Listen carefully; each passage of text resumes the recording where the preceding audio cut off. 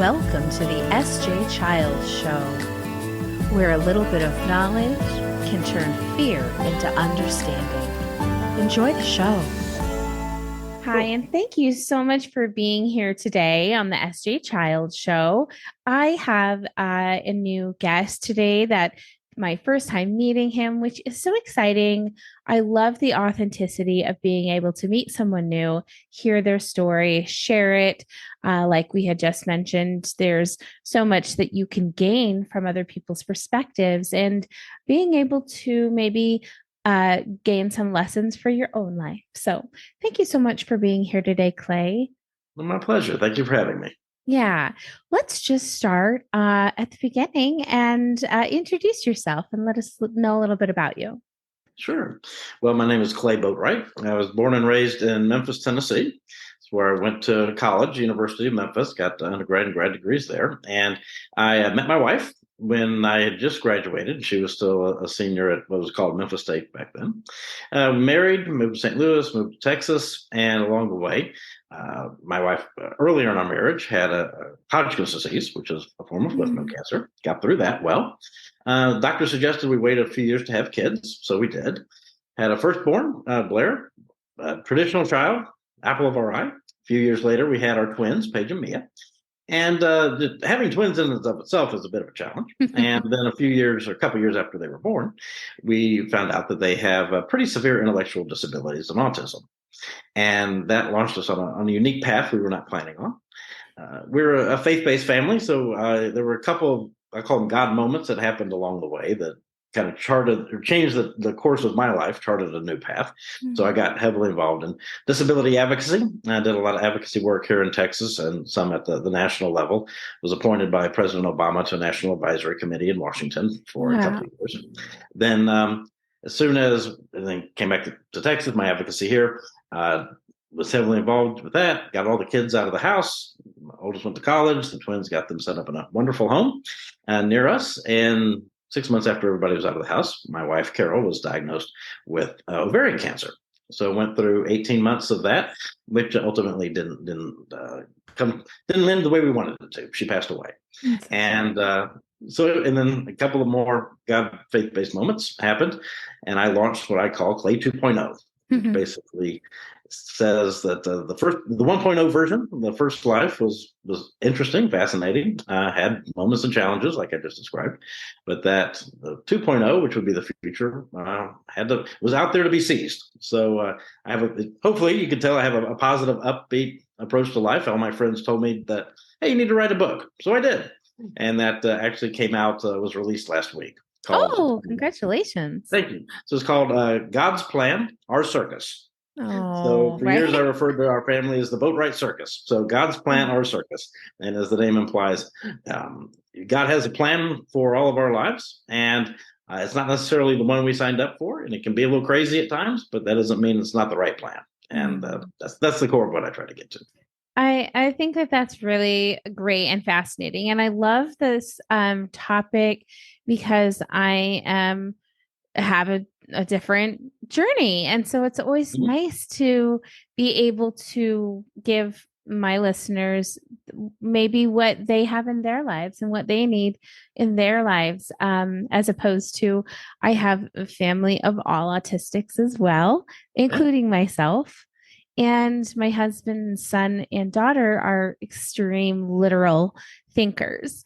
And for them, that faith idea is almost impossible for them to understand. So I think that it's great to hear kind of maybe how you were able to teach your, children the faith-based God ideas, and how they embraced it. I think it's so incredible that we can come together and share all of these journeys with one another. When your girls were little, you said they were, in 2 or 3, maybe when they were diagnosed. What types, and probably since they're already adults, what types of services and kind of ideas from society did you find at the time? Well, in the autism world, and tell me if you agree with this, and when we talk about autism spectrum disorders, the operative word is spectrum. Yeah. And where we land on the spectrum can vary significantly. So my daughters would be, and some people don't like the word severe. I personally don't have a problem with it because I think it provides a description. Yeah. So they would be on the more severe end. So going back to their diagnosis and how we found out, they were very slow to develop relative to, say, their big sister or their Yeah. peers at the age group. And when we got to their 24-month well baby visit, we were at the doctor. I was holding one twin, and my wife Carol was holding the other. And we went through that 24-month well baby checklist, the developmental milestone checklist. It's like 25 questions. So using simple words, can walk certain distance, climb stairs, uses words, etc. And Carol went down the list for Mia, who she was holding. I was holding Paige, and we got to the bottom and realized that neither one of us had checked anything off the list. Oh. And we're like, oh, well, that's a thing. And everyone had told us that twins tend to develop at a slower rate than singletons. Okay. Well, our doctor saw the situation, and he said, well, something's going on here. And he sent us over to Easter seals. And as I described in the book, my thought was Easter seals. I thought that was for children in wheelchairs. I didn't realize that there was a cognitive component to their services. So we went over there, and Paige and Mia were assessed, and they came back as having they were reluctant to give a diagnosis because they were only 2 years old. But they said the indications were autism and intellectual disabilities. And so then that kind of launched us on a new path. Again, if you look at how people develop, you develop kind of a certain rate, and then, or this way up, and then you have people maybe developing slower. Well, what happens over time is the gap grows. So when they're 2 years old, there's a gap, but it's not until they start aging that gap starts to expand. So relative to where they are now, so Paige and Mia are 22 years old. They have never spoken. They need assistance with what's called all activities of daily living, ADL. So all activities of daily living. So that includes everything bathroom related. Yes. They need help getting dressed and getting undressed. They can feed themselves, which is a good thing. And they've learned the skills to take their plate up to the sink when they're done and things of that level. But so that's more in the range of where they are. Oh, that's amazing. And our family, like you said, everybody's at their own unique, special, different part of the spectrum. And our son, not nonverbal, but not completely verbal, right? Semi-verbal, which you can only say to, I feel like, another special needs parent, then they will understand what that means. He was diagnosed at 16 months. So the same, very early and very severely seen. It was easy to assess that he had challenges going on. And today he's academically further ahead. He uses 99% of his working memory and has a photographic memory. So he memorizes languages and math and all of these amazing things. But we're still working on brushing our teeth each day, or putting shoes on, or not putting shirts on backwards, and he's 13. So completely, it's so interesting and good for everyone to hear, like, there are such different aspects that come with each child and what their support needs are. Our daughter is younger than him, but it's his big little sister. She's also autistic, but at the time was diagnosed with Asperger's. So, yeah. So, and as my husband and myself, and so we can kind of look back now, he and I, and say, okay, these things worked for us. These things didn't, even though we had no idea when we were younger, but it's still so neat to be able to give our kids a different journey, a different path, different choices than what we had. Sure. No, absolutely. My oldest daughter has said most of her life that she believes that we're all on the spectrum somewhere. It's just a matter of where that plane has landed, and does it necessarily have a diagnosis attached to it or not. Yeah.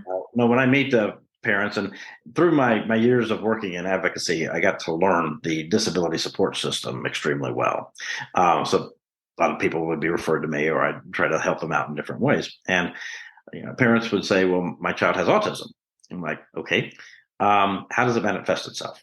Because that's always, because telling me someone has autism or an intellectual disability or whatever the case may be, that alone tells me nothing. Yep. So I ask, okay, tell me how it manifests itself. So there's a difference between someone who needs help with everything bathroom related versus someone who needs help putting their shirts on the right direction. Yeah. There's no good or Absolutely. bad, but it's two different points, right? So that's where it becomes meaningful. There's a line I use in the book that I've said for many years is that one of the greatest things that we do to people with a disability of any type, or really any of us, is to view them as one homogenous group. Okay. We're all unique and we're all different. And it's so easy to label someone a certain way and then individual people's just assumptions on something. Oh, well, you have autism. Oh, well, then I'm going to assume X, Y, Z. I can guarantee you're wrong. Whatever is assumed. So that, what was the saying? Every time you meet someone one person who has autism, you've met one person who has autism. Exactly. Nothing common about it. Yeah. Oh, isn't that the truth? You know, what type of adult services, now that they are adults, I mean, has that been a little bit easier as far as like once you got into advocacy and were able to go through those adult transition periods? Did you find your process of getting resources a little bit easier?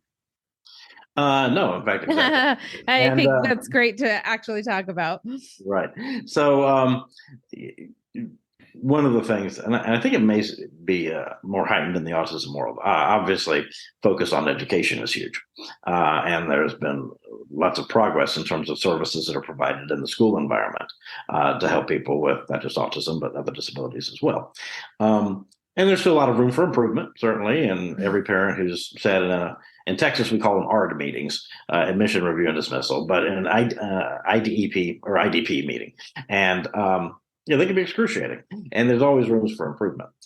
The one upside that we learned, particularly as our children transitioned out, is that due to all the laws and regulations and have been put in place over the years, the school system provides a structure.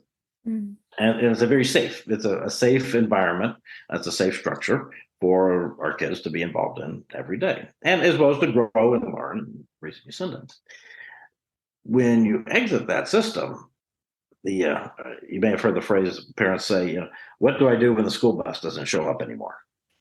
Okay, and in Texas, it's a kind of a scary place because there's not that many services for people with autism, particularly who are perhaps on the more extreme side, or those who are more dependent on others, may be a better way to phrase it. So people who are more dependent on others, there's not that many services. And we have waiting lists that have 100,000 people on them, and it can be over a decade in order to get services, which is absolutely ridiculous. So that's where the challenges come in. And then once you get off the waiting list and you qualify for services, finding a provider who has the quality that you're willing to have your child engage with, that's a whole new host of challenges. And again, based on my experience, it's been tougher when you have, same with my twins, who need more assistance, because quite simply it's expensive. The more assistance someone needs, the more expensive it's going to be to pay for it. And if you want the state to be engaged, more expensive for the state to pay for it. And it's just harder to find providers who are willing to do that. Absolutely. Yeah, I mean, that's a whole insurance and all of that is a whole nother conversation, right? That's a 2-day conference right there. There's the services are growing, it's expanding, we're getting better, but there's so much work to be done. I agree. There's so much work to be done. Tell us about your advocacy on the national level, when that changed for you and what that looked like. Sure. So I had been pretty involved in, as I mentioned, the state level advocacy, where I was working with Health and Human Services in Austin, which is our state capital, and getting to know a lot of the administrators there, and also working with our state legislators and so on. In parallel to that, I had, I guess it would have been 2006, I guess. 2006, 2007. I was watching TV one night, watching Jay Leno on the Tonight Show, Mhm. and all of a sudden, I was halfway watching, halfway not, and all of a sudden he had a senator from Illinois on there, and some guy named Barack Obama, and I looked at him and I went. What caught my attention was he had been at Saddleback Church. So Rick Warren is the gentleman who wrote A Purpose Driven Life, which is actually second largest selling book behind the Bible. And I'm a fan of the book and Rick Warren's. And so Senator Obama had been at Warren's church the day before and had a lot of press around it. So I'm like, interesting. So then started kind of following him. And once his campaign started, and he had on his website an entire page devoted to kind of disability services and changes and platforms, I should say services, platform issues related to the disability community. And his competitor in the general election was John McCain, who was a great guy, good guy. But I looked on his website and did some research and didn't see anything addressing that. So I'm like, okay. So kind of placed my bet and I got involved with the Obama campaign and wound up becoming their kind of in-state representative for outreach to the disability community. Mm-hmm. From then, once he was elected, was invited to the inauguration, which was kind of nice. And a couple of years later, went to the 20th anniversary of the signing of the Americans with Disabilities Act. Oh, wow. So it was end of July. We're on the south lawn of the White House, sweating like a bunch of skunks. Man, it was rough, but it was kind of nice to be invited. And a couple evenings later, I was at a event and in Washington, and ran into a gentleman with the administration. We spoke for a little while, and about a month later, I got a phone call from a lawyer at the White House. Yeah, I get this phone call and it says, "Hello, Mr. Boatright. My name is Jones. I'm an attorney with the White House." My first thought was, "Oh crap, what did I do?" Yeah. It's like they're going to take me away. And he said that my name had been submitted to participate or for possible joining the President's Committee for People with Intellectual Disabilities. So Wow. PCDID. And he asked if I would be interested. And I said, sure. Meanwhile, I'm thinking, I have never heard of this committee, but when you get a call to ask, no didn't seem like the right answer. Yeah. And so anyway, I got appointed to that, and I had the opportunity to work with a lot of other advocates who had been involved in the system for a long time. We met at the Health and Human Services building in Washington. The job of that committee is to advise the president and the secretary of Health and Human Services on issues related to people who have IDD, which also encompasses autism and a host of other. And the only requirement that they have to do is issue a report every year. So the report that we issued the first year had to do with the status of Medicaid services. So employment assistance, housing assistance, education, and so on. And we described the current status, had recommendations, and then we had a case study from a person or a family who was affected by each one of those 5 areas we described. And as it turned out, I volunteered, and my story for the services, the in-home assistance services, was the first time a sitting member of that committee had ever had his story included in the report to the president. Oh, wow. So, and it was very candid, what I included. And in the book, I describe it as many families protect their privacy and like gold, they don't want people to know the tough things, the bad things. My family's challenges, on the other hand, were authored and bound in a report to the President of the United States and archived in American history. So it's right. Well, when I got involved in advocacy early on, I realized the only way I could be effective at it was to be transparent. Yeah. And there have been so many times where through transparency, I would share something that perhaps someone else may not. but it frees them up to. I mean, people will come up and say, Clay, I'm so glad you addressed X because that's real. And, I've had that same situation, but I've been reluctant to say anything about it. So there's a camaraderie that gets built Yeah. when we're transparent. And we talk about sharing our story. That's people love to hear each other's stories and then draw parallels to their own. And there was no way I could help people if I kept my story locked up in a box. And at the end of the day, ego and pride really don't mean anything. What I'm proud of is I have three daughters, all of whom were created unique by God. Two of them are a little bit more unique than the rest of us, and that's exactly how I look at it. And to the extent they and other people who need more help, that's kind of what that's okay, and Yeah. God created all of us with the ability to help each other, and some of us need a little bit more help than others, and that's okay. And the only way we can do that is to talk about it. Absolutely. Talk about it, educate everyone, bring communities together. I love building communities. You don't even realize how many people or families you're touching by just sharing your stories on podcasts in your neighborhood groups at PTA meetings, doing what you're doing through legislation and things like that, which is kind of goals for me in the future, which I'd love to seek out more in my community, how I can get more involved in doing those things. But what's next up for you? What do you have coming up next? The book just came out. Any other projects coming up? So getting the book out here. Yeah, please show. Forgive the shameless promotion. So I love it.